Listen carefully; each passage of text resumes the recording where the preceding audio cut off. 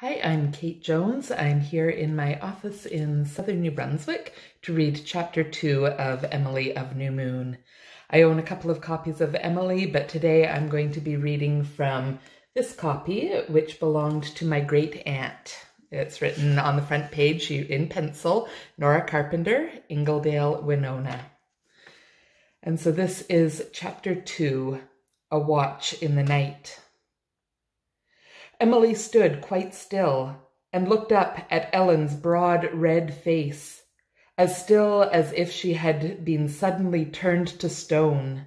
She felt as if she had. She was as stunned as if Ellen had struck her a physical blow. The color faded out of her little face, and her pupils dilated until they swallowed up the irids and turned her eyes into pools of blackness. The effect was so startling that even Ellen Green felt uncomfortable. "I'm telling you this because I think it's high time you was told," she said. "I've been at your pa for months to tell you, but he's kept putting it off and off. I says to him, says I, you know how hard she takes things, and if you drop off sudden some day, it'll most kill her if she hasn't been prepared. It's your duty to prepare her. And he says he, there's time enough yet, Ellen. But he's never said a word, and when the doctor told me last night that the end might come any time now, I just made up my mind that I'd do what was right, and drop a hint to prepare you. Laws a massy, child, don't look like that. You'll be looked after. Your ma's people will see to that, on account of the Murray pride, if for no other reason. They won't let one of their own blood starve or go to strangers, even if they have always hated your pa like pison. You'll have a good home, better'n you'd ever had here. You needn't worry a mite. As for your pa, you ought to be thankful to see him at rest. He's been dying by inches for these last 5 years. He's kept it from you, but he's been a great sufferer. Folks say his heart broke when your ma died. It came on him so sudden-like. She was only sick 3 days. That's why I want you to know what's comin', so you won't be all upset when it happens. For mercy's sake, Emily Birdstar, don't stand there staring like that. You give me the creeps. You ain't the first child that's been left an orphan, and you won't be the last. Try and be sensible. And don't go pestering your pa about what I've told you, mind that. Come you in now, out of the damp, and I'll give you a cookie 'fore you go to bed." Ellen stepped down, as if to take the child's hand. The power of motion returned to Emily. She must scream if Ellen touched her now. With one sudden, sharp, bitter little cry, she avoided Ellen's hand, darted through the door, and fled up the dark staircase. Ellen shook her head and waddled back to her kitchen. "Anyway, I've done my duty," she reflected. He'd have just kept saying time enough and put it off till he was dead, and then there'd have been no managing her. She'll have time now to get used to it, and she'll brace up in a day or two. I will say for her she's got spunk, which is lucky, from all I've heard of the Murrays. They won't find it easy to overcrow her. She's got a streak of their pride too, and that'll help her through. I wish I dared send some of the Murrays word that he's dying, but I don't dast go that far. There's no telling what he'd do. Well, I've struck on here to the last, and I ain't sorry. Not many women would have done it, living as they do here. It's a shame the way the child's been brought up, never even been sent to school. Well, I've told him often enough what I've thought of it. It ain't on my conscience, that's one comfort. Here, you Sal thing, you get out. Where's Mike, too?" Ellen could not find Mike, for the very good reason that he was upstairs with Emily, held tightly in her arms as she sat in the darkness on her little cot bed. Amid her agony and desolation, there was a certain comfort in the feel of his soft fur and his round velvety head. Emily was not crying. She stared straight into the darkness, trying to face the awful thing Ellen had told her. She did not doubt it. Something told her it was true. Why couldn't she die too? She couldn't go on living without father. "If I was God, I wouldn't let things like this happen," she said. She felt it was very wicked of her to say such a thing. Ellen had told her once that it was the wickedest thing one could do to find fault with God. But she didn't care. Perhaps if she were wicked enough, God would strike her dead, and then she and Father could keep on being together. But nothing happened. Only Mike got tired of being held so tightly and squirmed away. She was all alone now, with this terrible burning pain that seemed all over her, and yet was not of the body. She could never get rid of it. She couldn't help it by writing about it in the old yellow account book. She had written there about her Sunday school teacher going away, and of being hungry when she went to bed, and Ellen telling her she must be half crazy to talk of the wind woman and flashes. After she had written down all about them, these things hadn't hurt her any more. But this couldn't be written about.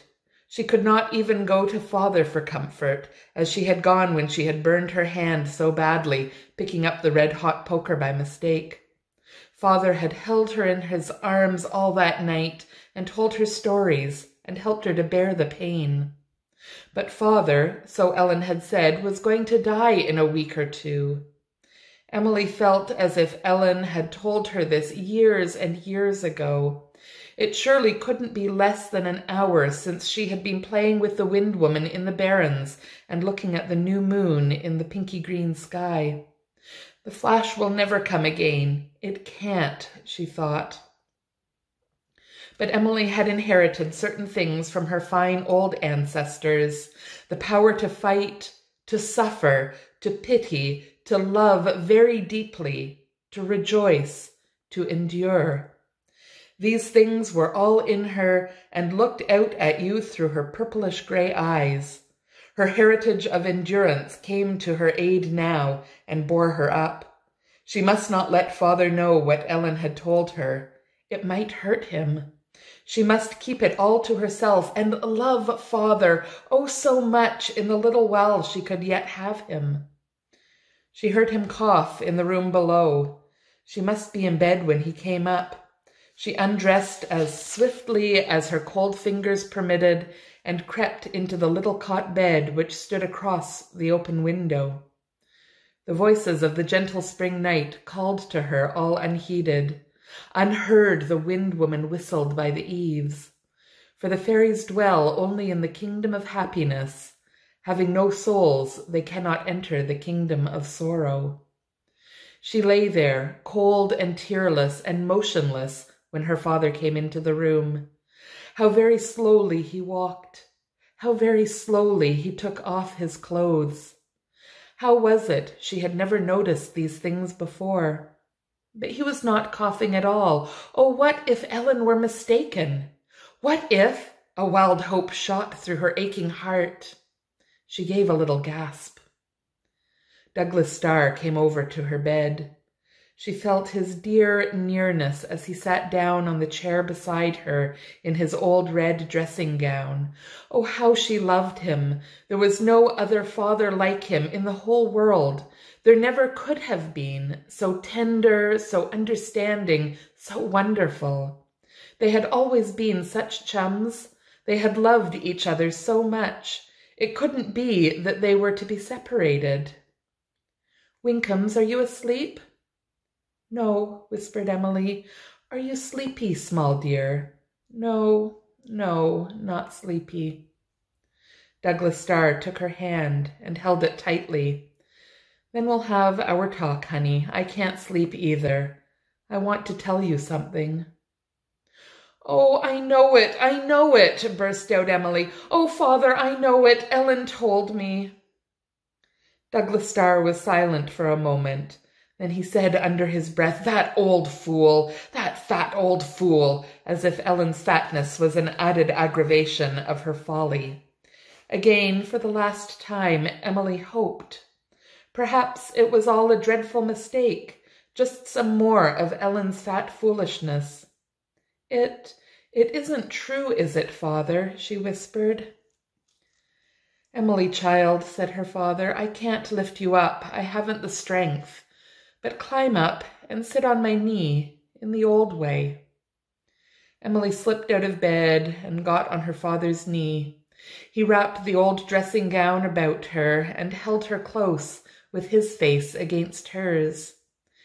Dear little child, little beloved Emilykin, it is quite true, he said.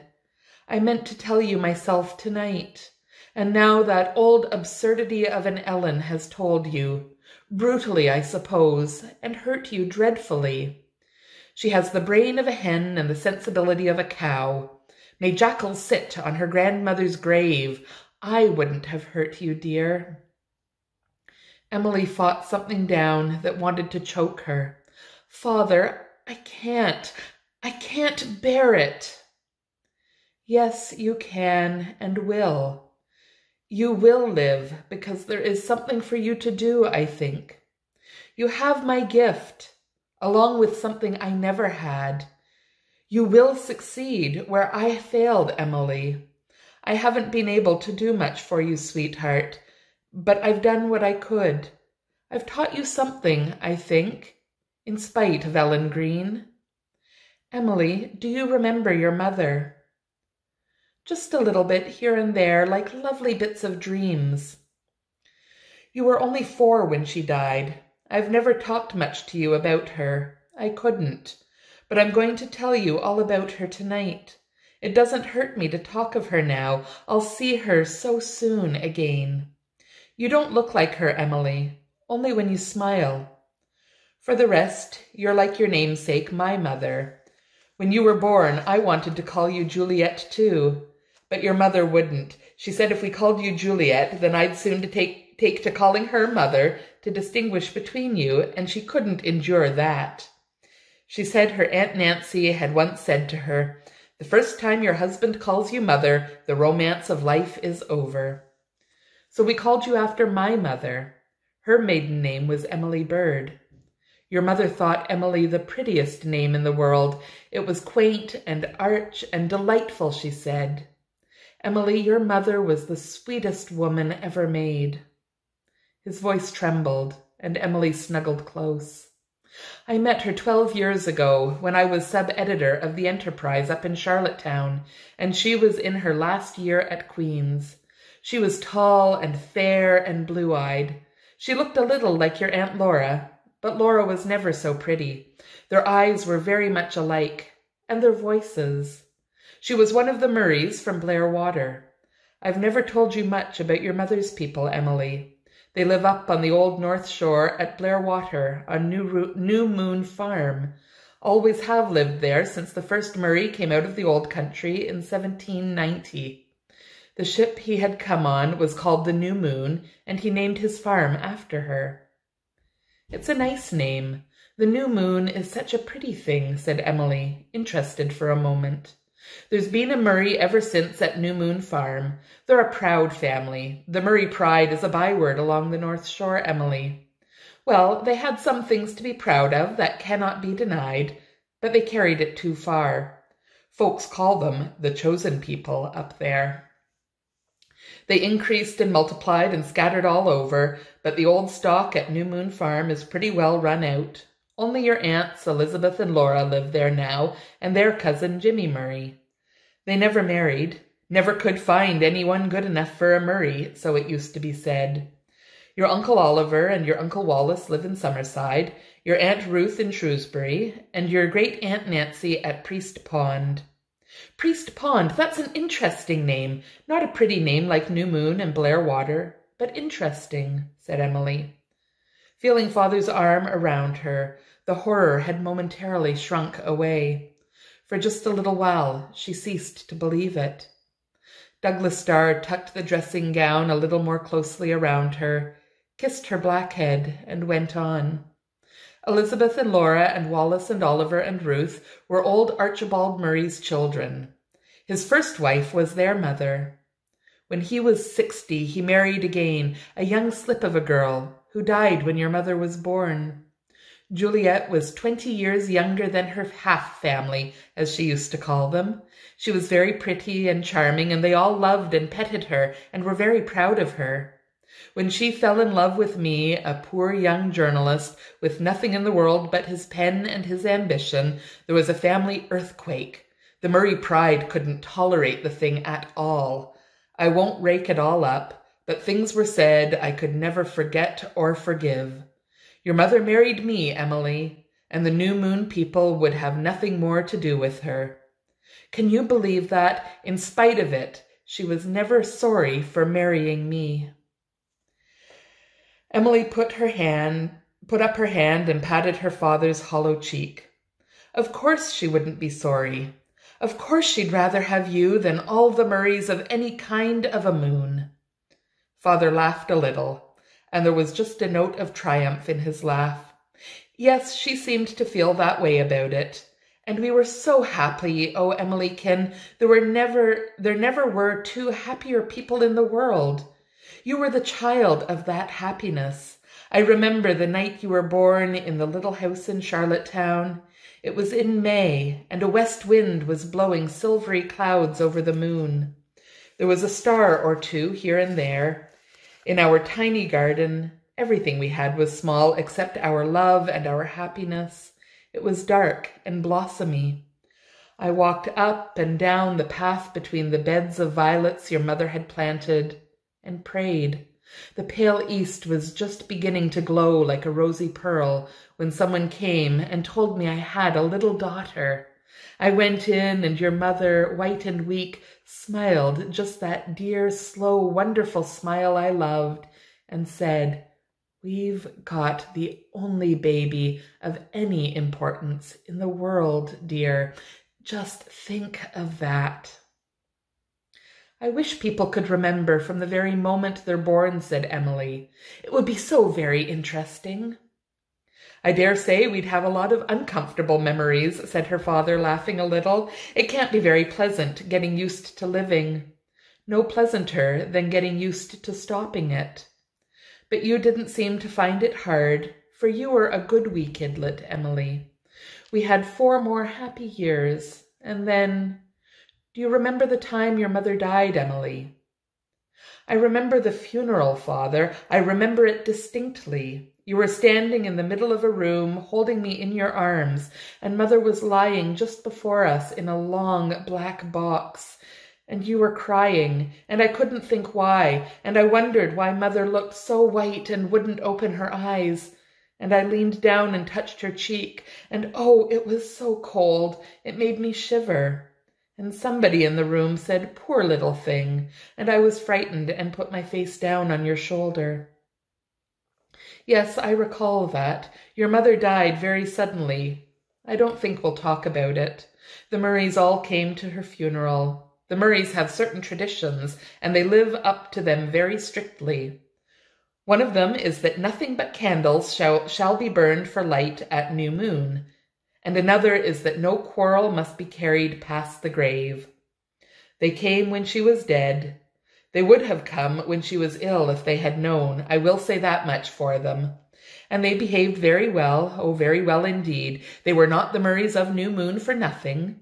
Your Aunt Elizabeth wore her best black satin dress to the funeral. For any funeral but a Murray's, the second best one would have done. And they made no serious objection when I said your mother would be buried in the Star plot in the Charlottetown Cemetery. They would have liked to take her back to the old Murray burying ground in Blair Water. They had their own private burying ground, you know. No indiscriminate graveyard for them. But your Uncle Wallace handsomely admitted that a woman should belong to her husband's family in death as in life. And then they offered to take you and bring you up, to give you your mother's place. I refused to let them have you then. Did I do right, Emily?" "Yes, yes, yes," whispered Emily with a hug at every yes.